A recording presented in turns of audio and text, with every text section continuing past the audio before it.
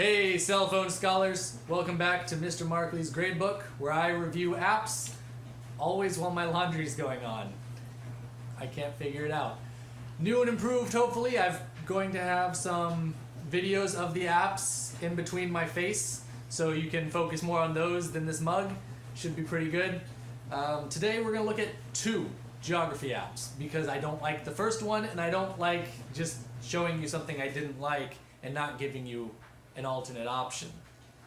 We're gonna have to do it pretty quick because I try and keep these things around 10 minutes, or if you're looking at the review underneath, about 1,200 words, and that means in order to get two of these in, it's gonna have to be quick. So we'll skip the history, we'll skip any other, stuff, and we'll get right back into the first app, World Geography. I need some way to just make this go to the next thing.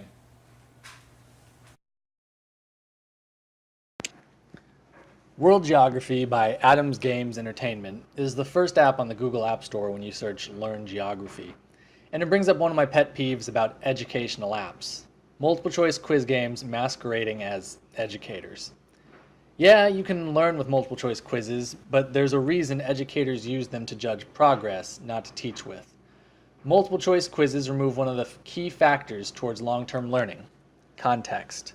Your answer, the way you learn it, in multiple choice style, lacks any understanding beyond the memory of the question asked. And this factor is why I chose to review two apps instead of just this one. The promise is that this app is going to teach you the location, flag, population, religion, emblem, language, currency, size, etc. of every country on the planet. So let's see how it did. The design. You know when you first get Adobe Photoshop and you find out all these cool things you can do to the layers? Imagine if that component vomited all over the planet Earth. Everywhere in this app, there are too many glare and shadow effects, as well as an aesthetic style that can't seem to pick a theme. It's also really busy. There are lots of buttons, few tutorials, and random symbols on every page. It doesn't take long to find your way around, but I was still finding new features after casually playing it for a week.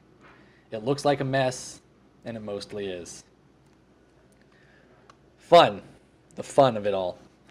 Having to level up for new content is aggravating, especially because the reason that this wall exists isn't to provide you a scaffolding for your skills to make sure you know your basics, but it allows for an arbitrary paywall.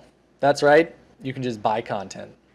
The achievements are boringly designed and don't really entice you to do things you wouldn't try otherwise. And as you level up, the biggest way the game changes is by adding more questions. And you remember your favorite thing about multiple choice quizzes in high school, right? Yep, the longer ones were definitely more fun. Just like all the quizzes I had in school, a C. The worth. Map location, capital city, flag, population, border outline, religion, emblem, language, currency. Sheesh, this game tries to teach you a lot. But it's not teaching you. You guess, you get it wrong, and then it's up to you to remember that.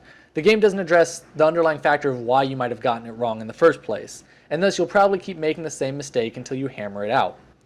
Plus, even the game can't seem to decide what it wants to teach you. You'll learn something. D. In the end, it's ugly, boring, unclear, and pointless. This is an app better used to prove your knowledge, not to teach it.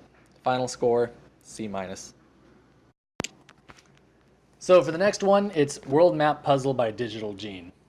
After the disappointment of the earlier app, I felt the need to dig through the App Store to find a geography learning app I could recommend. This one was the best of the top 10 in the store, but it is older than the others. I tweeted the developers, and they've said there's no plan to update it. So what you see is what you're going to get. The promise to learn the location of every country on the planet. The design.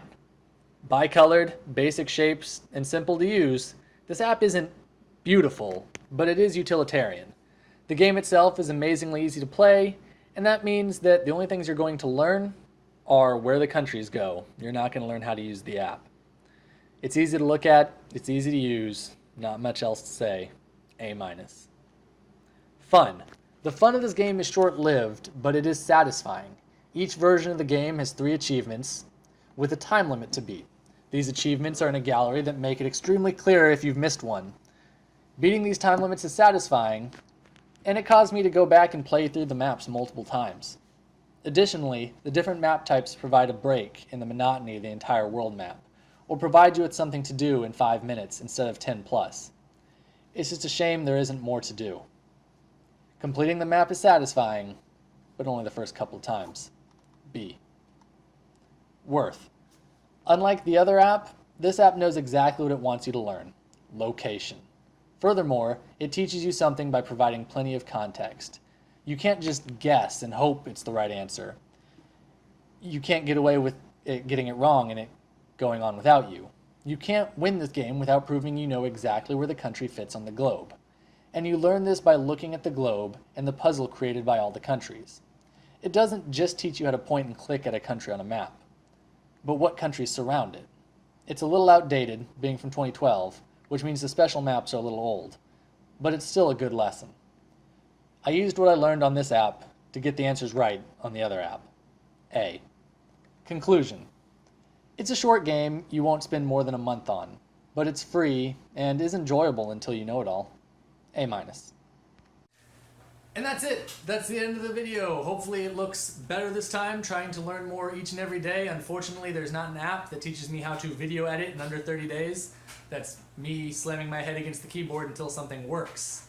Maybe it'll take 30 days. We'll see. Next week, we're going to be reviewing Memrise. It's another language learning app. There are a lot of those.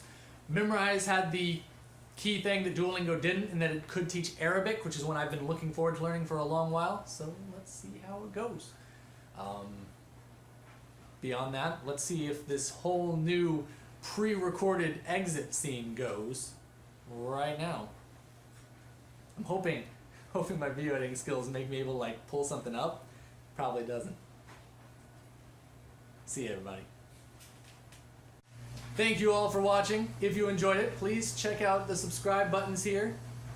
And if you want to check out other things that the Gearbox Union and I have done, they're up here. And I hope to see you next time.